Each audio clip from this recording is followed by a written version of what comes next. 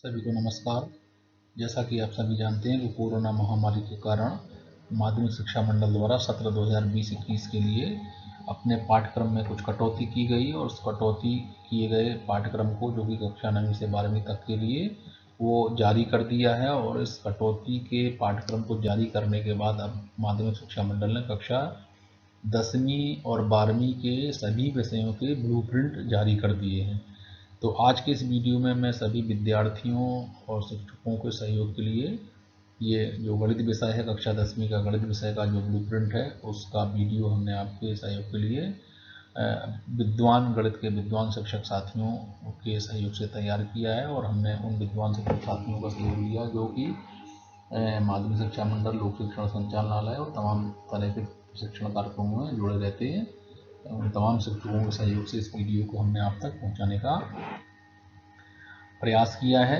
उम्मीद करता हूं कि ये वीडियो आप प्रारंभ से अंत तक देखेंगे तो विद्यार्थी कागज कलम लेकर बैठेंगे ताकि उसको अच्छे से नोट कर सकें। वैसे उम्मीद है कि इसके शिक्षकों ने निश्चित तौर पर, यदि वो विद्यालय आते हैं तो उनके शिक्षकों ने सबसे पहले आपको इस ब्लूप्रिंट और जो पाठ्यक्रम को कम किया गया उससे अवगत कराया होगा। यदि आप किन्हीं कारणवश विद्यालय नहीं आ सके, उसको नहीं देख सके, तो ये वीडियो जरूर आप तक पहुंचेगा और आप इसके माध्यम से भी अच्छे से समझ पाएंगे कि ब्लूप्रिंट में क्या कटौती की गई है, ब्लूप्रिंट किस तरह का होता है और कैसे ये बनाया गया और क्यों आपको जानना जरूरी है। तो सबसे पहले बता दूं कि ये ब्लूप्रिंट को हिंदी में कहते हैं नील पत्र। इसका तात्पर्य होता है कि एक ऐसा पत्र या एक ऐसा प्रारूप जिस पर प्रश्न पत्र निर्मित होता है। अब आपको ब्लूप्रिंट का थोड़ा सा आशय समझ नहीं आ रहा होगा, तो आप इसको कैसे समझ सकते हैं कि जैसे कोई मकान बनता है, खाली प्लॉट पर जब कोई मकान बनाता है तो उस मकान का नक्शा कागज पर आदमी बनाता है और उस कागज के नक्शे को लोग स्वयं भी बना लेते हैं। कई बार बहुत अच्छे इंजीनियर, जिनको हम आर्किटेक्ट कहते हैं, उस आर्किटेक्ट की मदद से, जो नक्शा नवीस या वास्तुकार होते हैं, उनकी मदद से भी हम नक्शा मकान के, भवन के बनवाते हैं। तो ब्लूप्रिंट इसी तरह से किसी पेपर का जो प्रश्न पत्र आपको मिलता है, जिसको आपको हल करना होता है, वो प्रश्न पत्र ब्लूप्रिंट पर आधारित होता है। तो यदि आप ब्लूप्रिंट को अच्छे से समझ लेंगे तो निश्चित तौर पर पेपर कैसा आएगा उसको भी समझ लेंगे। तो सत्र 2020-21 के लिए माध्यमिक शिक्षा मंडल ने ब्लूप्रिंट में काफ़ी बड़े बदलाव किए हैं, व्यापक बदलाव किए हैं, लिहाजा आपको उसको जानना जरूरी। तो गणित विषय में क्या क्या व्यापक बदलाव हुए इसको आप समझिए। ये लिखा हाईस्कूल सत्र 2020-21 ब्लूप्रिंट ऑफ क्वेश्चन पेपर, अर्थात क्वेश्चन पेपर निर्माण का ये ब्लूप्रिंट है। तो ये गणित विषय का है, कक्षा 10वीं का है, पूर्णांक 100 और समय 3 घंटे का। तो 100 अंक का आएगा। तो एक बड़ा बदलाव ये किया है, आप यहाँ देख पा रहे हैं, छोटा है तो हम आगे थोड़ा सा बड़ा करके हमने तीनों खंडों को एक्सप्लेन किया है। तो मैं आपको यहाँ बता दूं कि माध्यमिक शिक्षा मंडल ने लगभग सभी विषयों के जितने भी जो पाठ्यक्रम है, उस पूरे पाठ्यक्रम को 3 भागों में बांट दिया। खंड 1, 2, 3 या का, खा, गा या ABC, आप इस तरह से इसको समझ सकते हैं। तो 3 खंडों में पूरे पाठ्यक्रम को बांटकर हर खंड के लिए प्रश्नों को, हर खंड में जो टोटल नंबर हैं उनको निर्धारित कर दिया। जैसे इस खंड 1 की बात करें गणित में तो 35 अंक का है, खंड 2 31 अंक का है और खंड 3 34 अंक का है। अब हम बात करते हैं प्रत्येक खंड से आने वाले प्रश्नों के स्वरूप की। तो खंड 1, 2 और 3 दोनों से ही 1 अंक, 3 अंक और 4 अंक के प्रश्न आएंगे। गत वर्ष से इस वर्ष में बड़ा परिवर्तन ये है कि एक तो ये पूरा का पूरा ब्लूप्रिंट खंडवार है, तो आपके प्रश्न पत्र का भी निर्माण खंडवार ही आना चाहिए और आएगा भी संभवतः।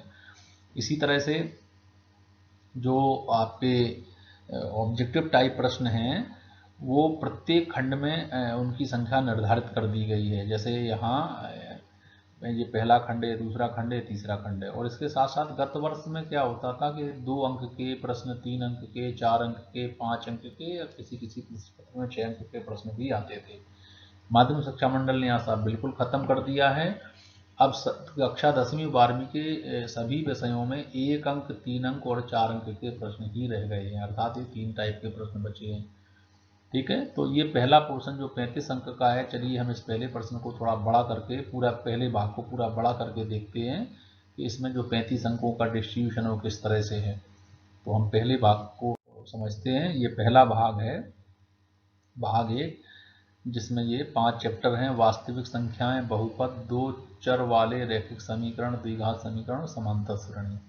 तो इस पाठ्यक्रम से एक अच्छी बात ये भी है कि आप ये नोट कर पाएंगे कि हमारे पाठ्यक्रम में क्या क्या है। तो डिडक्टेड सिलेबस में यदि बाई चांस किसी तरह की भूल चूक है तो इस ब्लूप्रिंट से आप उसको अच्छे से नोट कर लेंगे। तो ये 5 जो चैप्टर हैं वो 35 अंक के हैं। तो ऐसा नहीं है कि सभी चैप्टर 7-7 अंक के हैं, पूरे भाग के ये 35 अंक हैं। इस 35 अंकों में 1 अंक वाले 10 प्रश्न पूछे जाएंगे, तो कुल अंक हुए 10।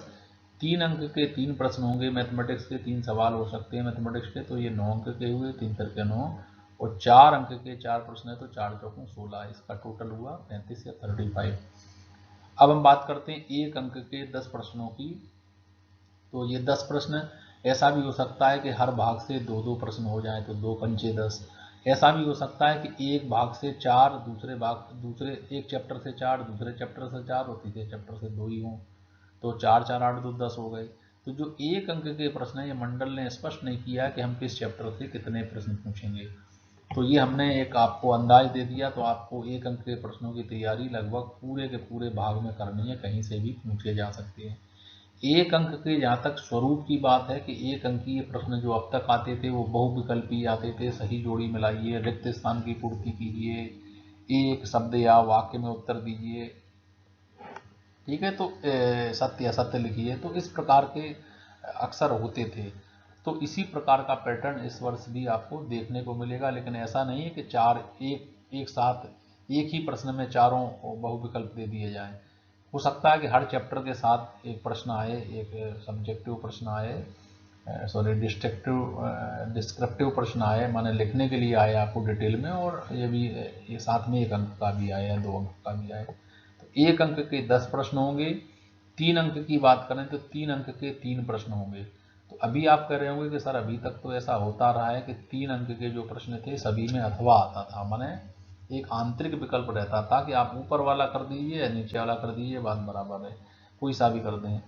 तो यहाँ लिखा 3 अंक, तो आपको लगता होगा कि 3 प्रश्नों में 3 प्रश्न होंगे, उनमें सभी में अथवा होंगे, तो ऐसा नहीं है। इस सेशन को यही महत्वपूर्ण चीज़ आपको नोट करनी है कि जो 3 प्रश्न लिखे वास्तव में ये 5 प्रश्न पूछे जाएंगे, 5 में से आपको 3 हल करने हैं।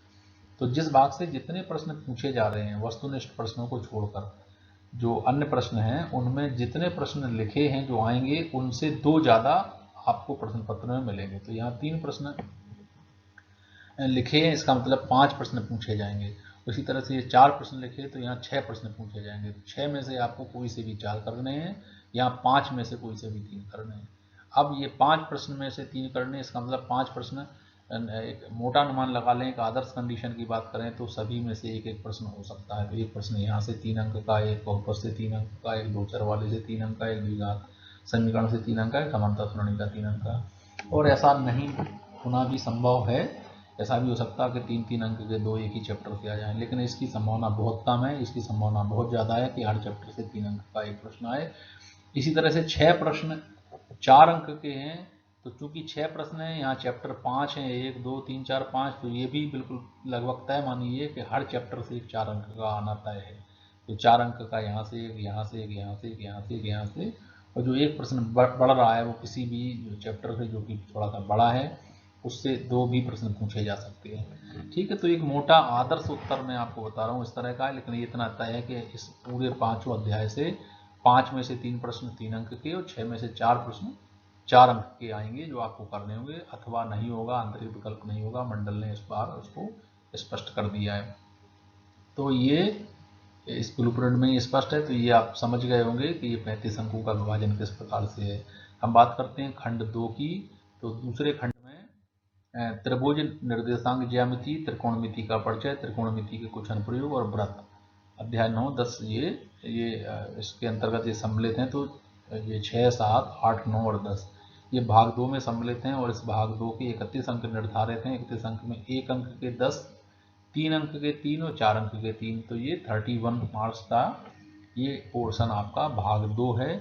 1 अंक के प्रश्न हमने पूर्व में भी बताया कि सभी में से एक एक प्रश्न हो सकता है, वैसा भी हो सकता है कि दो प्रश्न हों, या 4 प्रश्न 4 4 2 अध्याय से हों, और 2 नंबर का एक एक नंबर के 2 त्रिकोणमिति के परिचय से हों। तो ये 1 अंक के प्रश्नों की तैयारी आपको बड़ी बारीकी से लगभग सभी चैप्टर से करनी है, और इसके लिए मंडल ने थोड़ी सरलता की है कि आपको प्रश्न बैंक उन्होंने अपलोड किया है, तो हम आपको आगे कभी अगर आप डिमांड करेंगे तो ऐसा वीडियो आपको उपलब्ध करा देंगे जिसमें आपको पूरे प्रश्न एक साथ पढ़ने को मिल जाए। तो ये 31 अंक ये इस तरह से हो गया। हम बात करते हैं खंड 3 की। खंड 3 में रचनाएं, वृत्तों से संबंधित क्षेत्रफल, पृष्ठीय क्षेत्रफल और आयतन, सांख्यिकी और प्रायिकता। तो इस तरह से कुल 15 चैप्टर हैं आपके, और ये सभी ये यहाँ डिस्ट्रीब्यूशन उनका कर दिया उन्होंने। तो एक बार जो डायरेक्टेड सिलेबस उससे भी आपकी टैली हो जाएगी। इसमें भी 1 अंक के 10 प्रश्न, 3 अंक के 4, 3 चौकों 12 और 4 तिया 12, 4 अंक के 3 प्रश्न। तो ये टोटल 34 अंक का ये पोर्शन हो गया। तो एक पोर्शन तो इस तरह से आपका ये टोटल 100 मार्क्स का हो गया। तो यहाँ बात करते हैं 3 अंक के 4 प्रश्न। तो यहाँ 6 प्रश्न दिए जाएंगे जिसमें से कोई से भी 4 आपको करने होंगे। तो जो 6 प्रश्न हैं इस पोर्शन में 6 प्रश्न होंगे जिसमें से आपको 4 करने हैं। और यहाँ जो 3 प्रश्न लिखे हुए हैं इसका तात्पर्य है कि यहाँ कम से कम 5 प्रश्न आपके दिए जाएंगे, उनमें से आपको 3 प्रश्न करना है। क्योंकि 5 प्रश्न आ रहे हैं तो ये पक्का है कि हर चैप्टर से एक एक प्रश्न आने की पूरी उम्मीद रहेगी। क्योंकि 3 अंक के 4 प्रश्न जो आपको सॉल्व करने हैं वो वास्तव में 6 आ रहे हैं, तो सभी में से एक एक 3 अंक का प्रश्न आना लगभग तय है। तो आप इसके अनुरूप अपनी तैयारी कर सकते हैं। उम्मीद करता हूँ कि आपने पूरे वीडियो को अच्छे से नोट किया होगा। आगे कुछ निर्देश हैं जो कि मंडल ने जारी किए, जो निर्देशों की हम पूर्व में व्याख्या कर चुके हैं कि जो 30% प्रश्न है वो एक अंक के हैं, 30% 3 अंक के, 40% 4 अंक के। इसका तात्पर्य है कि 30 ये प्रश्न हुए, 10 ये हुए, 10 ये हुए, तो कुल 50 प्रश्न इस प्रश्न पत्र में आने वाले हैं। ये वो तरीका जो हमने आपको पूर्व में बताया कि यदि 3 प्रश्न हल करने को दिए जाएंगे तो कम से कम 5 प्रश्न होंगे, और 4 करने होंगे प्रश्न तो 6 प्रश्न दिए जाएंगे। कोई कहे सर यदि 2 हो तो कम से कम 4 प्रश्न आपको दिए जाएंगे, तो उसमें से आपको 2 हल करने होंगे। तो ये मोटे मोटे निर्देश हैं। ब्लूप्रिंट कक्षा 10 गणित का विश्लेषण, जैसा कि हमने पूर्व में भी आपको स्पष्ट किया, 1 अंक के 30 प्रश्न तो 30 अंक का हो गया। 3 अंक वाले 10 प्रश्न तो 30, 3 दशमलव 30, 30 अंक ये हो गए। 4 अंक वाले 10 प्रश्न तो टोटल 40 ही हो गए। तो कुल अंक आपके हो गए 100, प्रश्नों की संख्या हो गई 50। तो जो 100 अंक वाले आपके जितने भी प्रश्न पत्र हैं उनमें 30 प्रश्न वस्तुनिष्ठ प्रकार के प्रश्न आने वाले हैं, जबकि पूर्व के वर्षों में ये 20 आते थे। ठीक है, तो ये आपको ब्लूप्रिंट का जो विश्लेषण है वो देखने को मिला होगा। उम्मीद करता हूं कि आपने इसको भी अच्छे से नोट कर लिया होगा, समझ लिया होगा। हमारे शिक्षक साथी भी उसको बच्चों को स्पष्ट करेंगे। ये सीबीएसई द्वारा जो सिलेबस कट किया गया, हमने पूर्व का वीडियो तैयार किया था, यहाँ हमने केवल सहज सुलभ अवलोकनार्थ आपको इसको लगा दिया है। और हमने इसका हिंदी वर्जन भी लिखा था कि क्या क्या कट किया गया है, तो वो हिंदी वर्जन की चीज़ें भी हमने यहाँ लगा दी। पूर्व का वीडियो हमारा इस YouTube चैनल पर उपलब्ध है, आप उसको देख सकते हैं गणित विषय का। तो ये पूरा का पूरा पाठ्यक्रम जो हटाया गया हमने हिंदी में इसको करके आपको प्रस्तुत किया था। उम्मीद करता हूँ आपने वीडियो अच्छे से देखा होगा। आपका बहुत बहुत धन्यवाद।